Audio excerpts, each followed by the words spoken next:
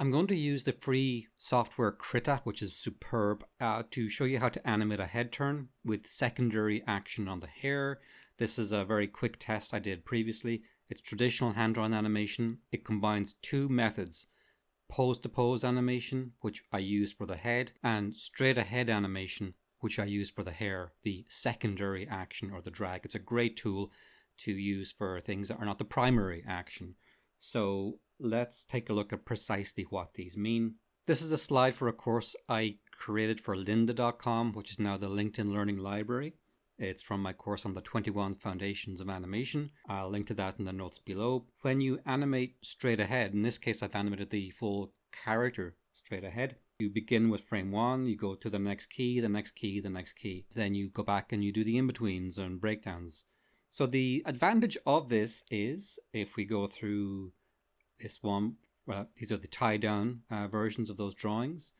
The advantage of working in this method is that you produce an animation that's very free and loose.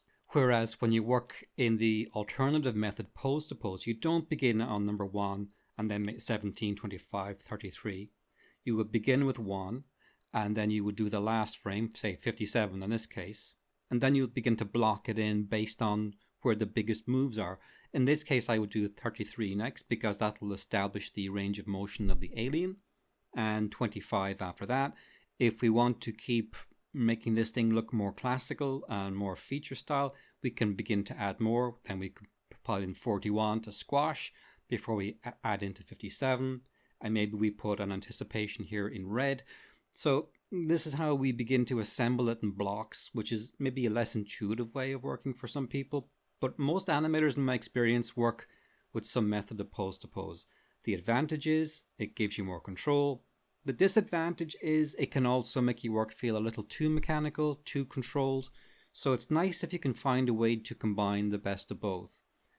One problem that we have with straight ahead animation is that it's very easy to lose volume. As you begin to do one drawing and then another, the errors begin to pile up until before you know it, you end with a much bigger keyframe at the end than you began with. So you're constantly correcting for it. So for that reason, with most of my character animation, I do prefer pose to pose. But if you are doing something that's very free and loose and goes through a lot of formal changes, then you want to use some sort of straight ahead system. So for this particular head turn, I used one method for the head. Let me switch off the hair here. And I'll switch off the white layer. So the head is pose to pose. I did the first drawing, number 1, and then the next one, number 15. And I think it was 7 or 9, if I remember right. That was the down point, the sort of the breakdown, almost like another key. And then we just in between. We ease out and then we ease into this. One thing that you'll see happen a lot in animation, when you look at things like dresses, long flowing dresses in particular, long hair, even in classical Disney movies, you'll often see that the hair sticks and jags and it moves strangely. And that's because most of the animators are working straight ahead. They did not have the luxury of being able to animate the entire character and then go back in and do the dress and the flowing elements straight ahead. So they were doing everything pose to pose. Some people can do it very well. Most of us would have a very difficult time doing it. So let me show you a more tied down example than this. This is another video from my Lynda/LinkedIn course. So we have the character essentially doing an animated turn, all pose to pose here, planned out under complete kind of control, which is a great way to do it. And then the problem is, what if you want to begin to add hair and secondary action? So you have this very nice classical looking body turn. Now, were I to begin to thumbnail in hair and scarves and coats, they all have different material properties. So it can be a head wrecker to try to load everything onto this stage of the animation process. So here we have the final thing, So here we have the final animation, which I'm very happy with, and everything moves at different speeds. I'll show you how I did it. So I went through straight ahead. I began on frame 1 with the coat, and I animated the coat on 6s. So 6 frames later, 6 frames later. And I didn't worry about where the character was or the keys were. Just go ahead on 6s. The coat's heavy. I wanted to have this material property. The scarf was on 8s and the hair is on 4s. So that is pretty much how it was done. I won't go into too much more detail on that. It is fully explained in my course on Lynda/LinkedIn. So if you do want to see it, it'll be on there. But suffice to say, the system really works well. So that's it with the coat by itself. That's the scarf and the coat, and then all 3 elements together. Notice how they all land on different frames, which is really nice. It's a nice overlap of all the different elements bunching together at the end, so they don't all slam into a full stop on the same frame. Anyway, I'll make a new template or a new image. 1920 by 1080 is fine. Now I have other movies, I'll put them listed below as well on Krita, how to set up your brushes, all of that. It is a free program, doesn't cost a penny to use. I've been meaning to use Krita for years, finally got into it and I love it. It's great. It is a little prone because it's open source and free. It may not be as solid as some programs, so you do need to be careful. Occasionally I have had a couple of crashes, but basically it's, for the most part, I found it very reliable. Just save your work fairly frequently. So if you don't see this animation timeline down here, just to remind you, it's under Settings, Dockers, Animation Timeline, and that'll show it. So we have our brush. I'm going to make black. These are my custom brushes, and again, I'll have links to these below. I like to have a brush that feels, a slightly grainy pencil. It's a nice thing to draw with. Delete these. So we have our new document open. Let's make sure that the clip starts on number 1. The default is 0, which is unfortunate. It should be 1 because in traditional animation, which is what we're emulating here, we never had a drawing 0. You start at 1 and you go forward. So this means that our first drawing will be on 1, which is this frame here. And let's add a blank frame. And now we have like a little slug here. You see this little thing with the diagonals?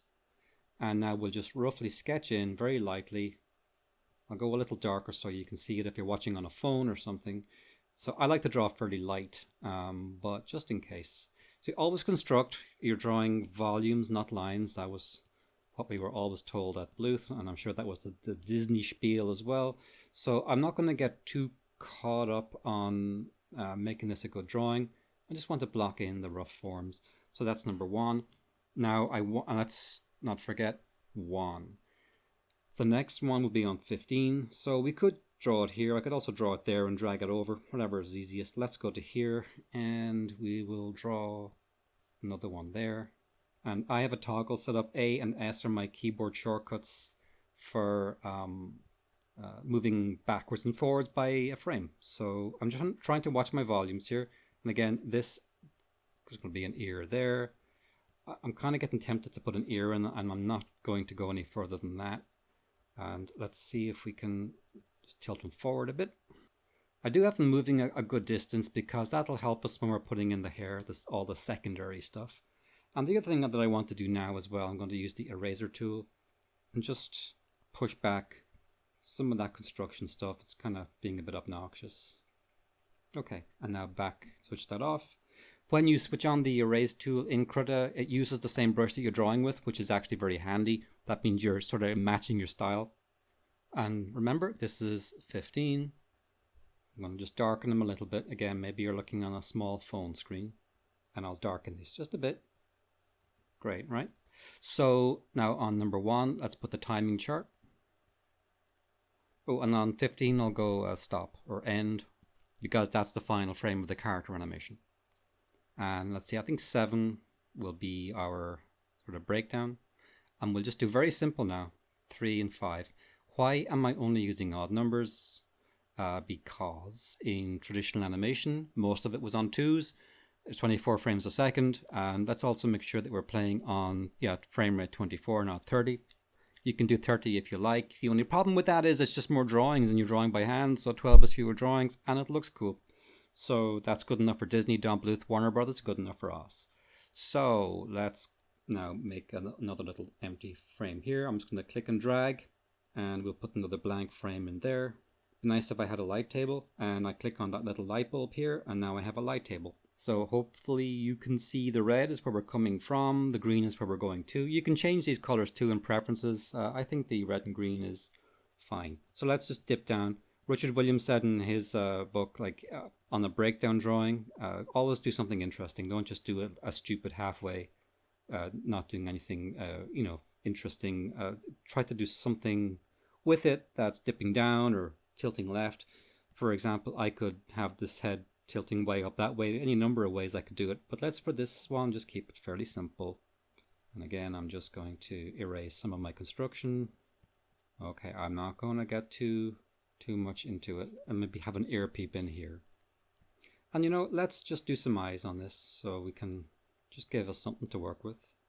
Okay, so now we switch off the light table, and let's move these to their designated frames. So we want to drag this one to number 15. It's about here. So just click and drag.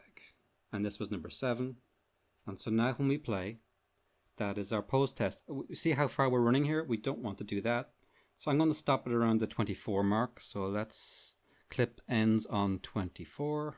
And now see this little area here. Now when I play, it'll loop in a way that really helps. This is how, if I were working, I used to work for Don Bluth, if this was a scene, you'd never be lucky to get one this simple, but you would usually draw your keys, take it to Don or Gary Goldman's, or his like number 2, or co-partner in the studio, and they would look at this and go, yeah, that feels good, or no, make the breakdown a little further on or further back. You'd have more than 3 drawings, but they were able to look at this kind of thing and determine, yeah, that'll be fine, do all the in-betweens. I always found this very difficult to gauge, but it's a skill you develop with use, where you go, okay, I think that feels about right. So I've cheated and already done one, so I know I'm kind of happy with this timing. We need to draw the in-betweens now. So on this drawing here, make a new blank. And I think if I don't do that and I just start drawing, it makes a new one anyway. Yeah, it does. But it's nice to just do it manually, so you kind of keep in control. So let's zoom in a bit. We will just, and once I start drawing, you see then it gets the light table working properly, and the number 1 turns into red, which is great. All right, now remember I said we're not going to get hung up on the drawing. This is what I'd like you to do, is just basically to get over any inhibitions you might have about just starting to animate by hand, just to show you how what the process is. Keep it kind of nice and loose. The eyebrow should be coming down because he's crunching down here, so I think if you want to see some of the eye blink, we should be seeing it in this area here. And then we'll do one more and start drawing, and you see it just automatically creates a new blank frame. So I'm trying to get this arc pattern so everything is moving kind of in that way. So if you feel that your drawing isn't great, don't worry. There's a whole story about how I got into the animation department at Bluth, and it involved me doing an animation test that honestly wasn't much more than this. And I couldn't believe it, because what Don said was, the scene showed the character was thinking and acting, and that was what really mattered. So I had been stressing about my drawing not being good enough, and as it turned out, he didn't care as much as I thought he should have. So go figure. Right, let's make some changes here too. If I right click on this, you might not see it because I'm going off the screen here. If I right click here, I can make the keyframes gray. This kind of stuff also helps greatly. I'll make the breakdown, the sort of big key in the middle, I'll make that red. And you see how the color too maps forward. Now we're going to change that in the next drawing in a bit. So now we're halfway here. I would drag the nose a little bit because it's going to really probably pop from here to here. I have a solution for that too, so don't worry. And again, the eyes should start to be opening a little bit. And this one's going around his physical left eye should start to be going around the edge of his face. And that one should be blue because that's an in-between. So I use blue for my in-betweens, grey for my keys, and red for breakdowns. I'll speed up any of the kind of the boring stuff here.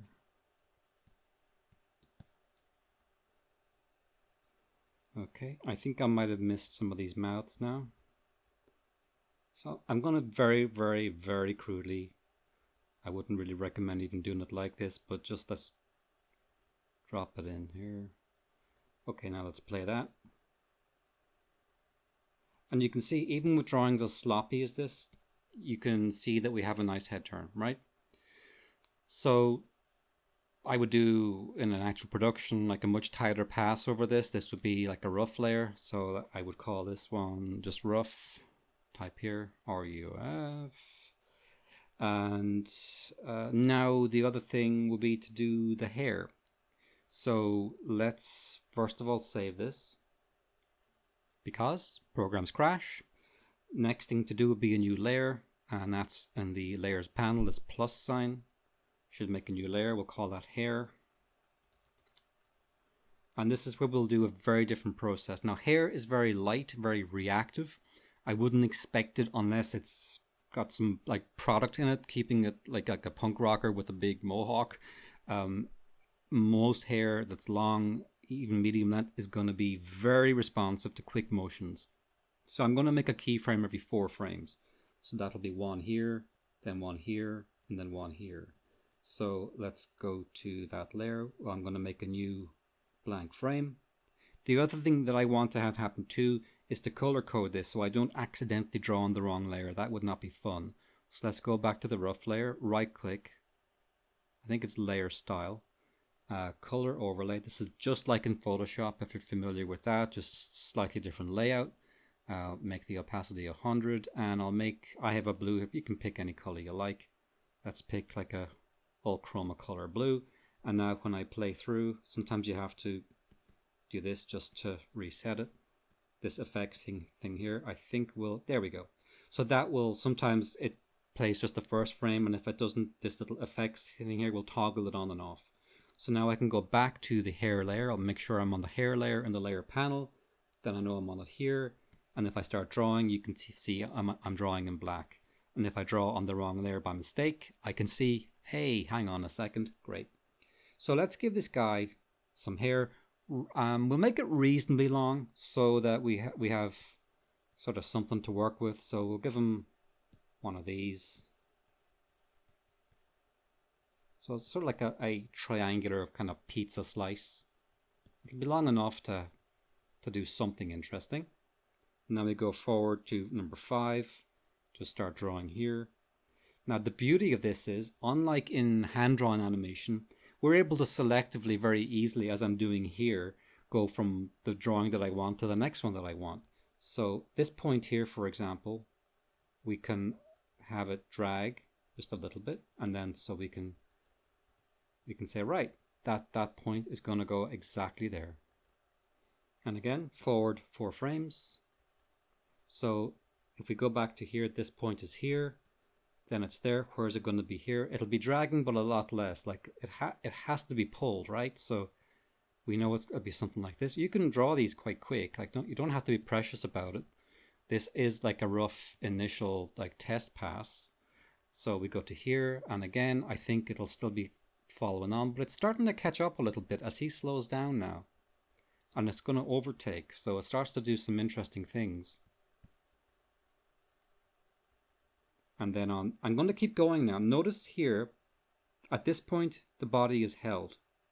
So we want to get the hair into, might be a bit tricky here, but let's just go forward 4 frames. And at this point, we have an overshoot. We can break some of the hair up a little bit. And let's go forward 4, even as the body now is tied down. We keep going forward 4 frames on the hair. And I'm going to copy the other thing is here where we're not seeing the layer beneath because it's a held frame. I also want to extend this a little bit. So let's make this one 28 frames. Just to give us a bit more runway. And I think I can expand the... I think that might work. Okay, so we have onion skin on both of these now. So let's see if that helps us. Yes, because I want to be able to draw directly over that. And now I can switch that off. So we've gone here to here, and then we overshoot, and now we settle. You can keep this to the simple where it just settles like that. Or we can give it a bounce, bounce it back up again. Let's put the onion back on so I don't wriggle too much with the hair. And I think I should give myself one more little runway there. So yes, and then just have the hair again flop back down. Let's see if that works. Never a guarantee. So remember now we're looking at the hair on 4s and the body, most of it's on 2s. So at this point we probably need to add the in-betweens, otherwise we get these like mismatches. We can always switch off the head to get a sense of it. That's fine. So let's just go in now. Onion skin on. We'll put the lower layer on too. Actually, just switch it on. I don't need to do any more than that. So now as we draw with the layer beneath, it's much easier then to see. And let's put the head on blue. So now I can use ASD just to go ahead. Now I'm just going to go ahead and do this very quickly.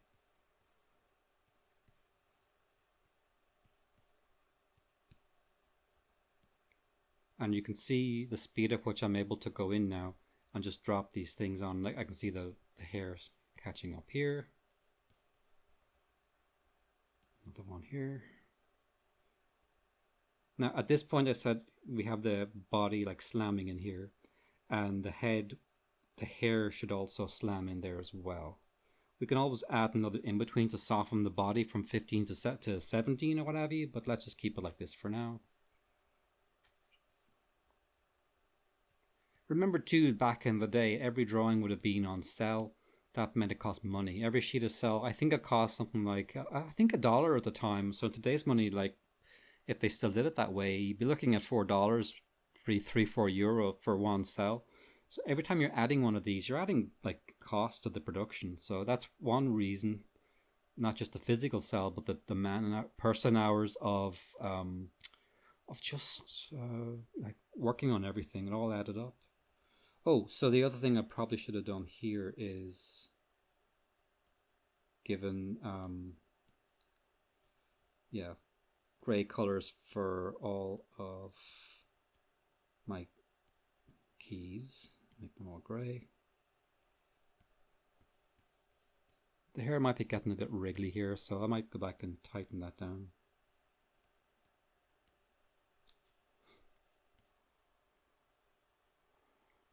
So it's very simple, but the hair has a nice little drag on it.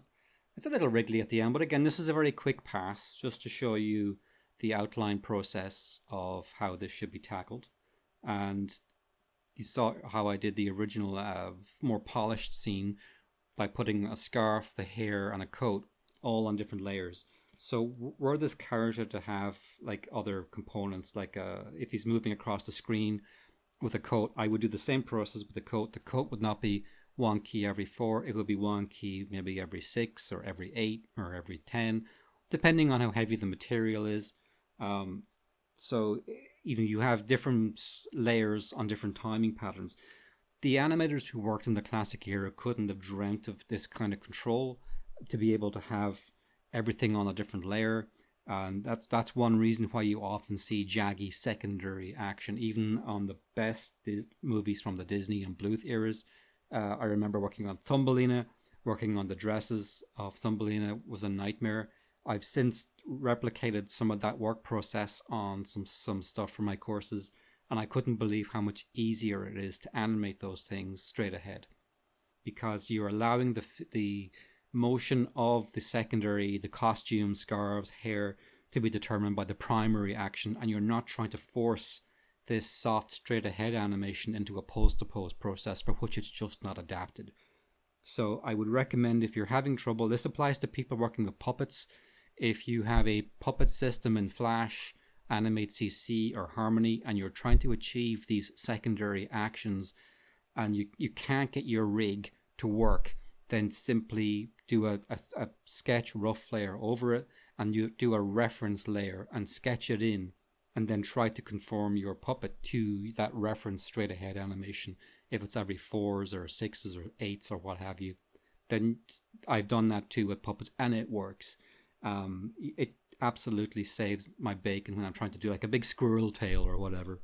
I had one scene like that, and I couldn't believe how much better it was when I just drew it straight ahead every 4 frames, 6 frames, 8 frames. It was night and day.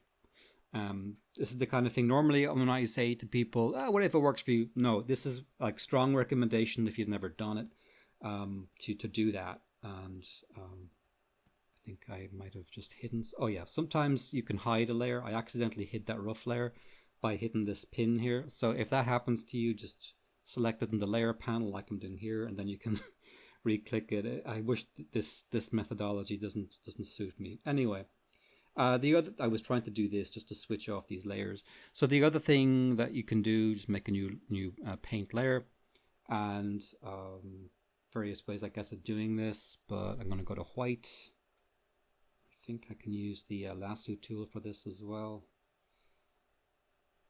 Yeah, probably lasso is easiest for this. So if you do want to like have a white layer, then make the opacity high, then that's how I color them in. So that way too we can hide the layers beneath. So let me go back, and I can do this. I'm going to just do this straight ahead just for the purpose of demonstration. Okay, so I've just dropped in this layer beneath just to have something to give us a bit of cover. Let's just play this by itself. And I made no serious attempt to make that tighter or anything. So let's just put the background back on. It's just there to block the layer beneath. You can also flatten the whole thing onto one layer, but if you're going to work this way and you do have access, it's easier to keep everything on layers because you can make changes. Let's say somebody comes along and says, oh yeah, the hair is too short or it's too much. You're not having to erase the face, right? I can just get rid of that hair layer and go back in and unhide it. It's so annoying when it does that. So I'm going to call this layer also hair W for white, okay? And then hide them. So you can take the hair off. You can, if you want to do multiple versions of different characters, like take the one character, maybe modify it, customize it. You can do different hair layers for different characters, different colors, different lengths, and you don't have to reanimate the one thing over and over and over again. So it's really nice for that too. So again, this is very, very quick and dirty. All it is to show you the process. Let me zoom out a bit. It'll be a bit more forgiving. And that's exactly the same process that I used for the animation scene that I started out with. I will put the exercise files for these up on the Patreon for Patreons, both all the ones, the slides and all the other stuff, if you want access to them. But this also should be enough for you to work from. If you're just watching this on YouTube, it's fairly straightforward, I think. And I'd like to do some more stuff like this in the future and just show maybe something a little more elaborate, spend a bit more time on it. This was like a bit of a rush to see how quick I could do it. Also to show you how forgiving it is, right? Like, biggest mental block I had when I began trying to get into the animation department at Bluth was being far too self-critical. And I kind of developed a psychological block with my drawing. That's another story. But the way out of that block was to just not give a crap anymore and loosen up. And there's a great book by an old Disney animator called Seamus Culhane called Animation from Script to Screen. It's the only animation book in my experience that actually talks about the psychological aspect of animation. And I think it's sadly undercovered. And if it weren't for that book, I don't think I would have made it. Because my mental block had gotten so bad, I was very close to quitting. And when I read Seamus Culhane writing about his experience on Snow White, it's like he was talking directly to me about my mental block and how worked up I was getting, and to the point where I couldn't do a single drawing on the page without tearing it up. And he just described the process of just start drawing. Don't worry about the timing charts. Don't worry about the reinforcements on the page. If you make a mistake on your drawing, just throw it over and pick a new sheet and put it down. And what he was describing was getting into a state I think gamers call flow. And sometimes I'm a Miss Pac-Man gamer. That's about as much as my gaming. And I did get into a state of flow with Miss Pac-Man at a machine in LA a few years ago, and I got 299,000. And some guy came up to me and started talking to me and distracted me. And he broke my flow, and I was 50 points from 300k, and I was so angry. Anyway, you can get into flow with animation too, and So what I tried to do when I could feel myself as I was doing this, trying to fall out of flow and trying, because I'm trying to talk to you at the same time. And part of me wanted to get picky and tie things down too much. I'm like, no, that's not what we're here for. This it's not about showing off. It's just about demonstrating this general process of how you approach animating the form of the character. That's kind of the primary action, which I think pose to pose is great, and then using straight ahead for the more flowy stuff. Literally, in this case, the hair is flowing. Long clothing will be flowing. Um, Natural effects too, like smoke, water, fire. That's in flow. Same process there. You should really be drawing for the most, not always, but most of that. If you can animate that straight ahead. When I began doing effects work straight ahead, suddenly, lo and behold, it's like Aladdin's cave opened up. So that's my advice on that. Trying to think if there's anything else I'd like to cover in this one. I'll knock this out. I have this up on the Patreon, the full thing, with the all the exercise files. I'll put the same version up on YouTube. And if you're on YouTube and you want to join the Patreon, I'd love that. Or it's only been up for about a year, and I'm starting to finally get to where I'm doing stuff for it. So this is the way I want to go. Next movie, I want to do a walk cycle, and that's going to be more of a grind. But I'm going to try to keep it reasonably loose, kind of like this, so that if you have a mental block or you're a bit intimidated by a walk cycle, you don't have to do a beautiful drawing. We'll try to keep it flowy and loose, and I won't let myself get too too picky about it. Anyway, that's the next one coming up.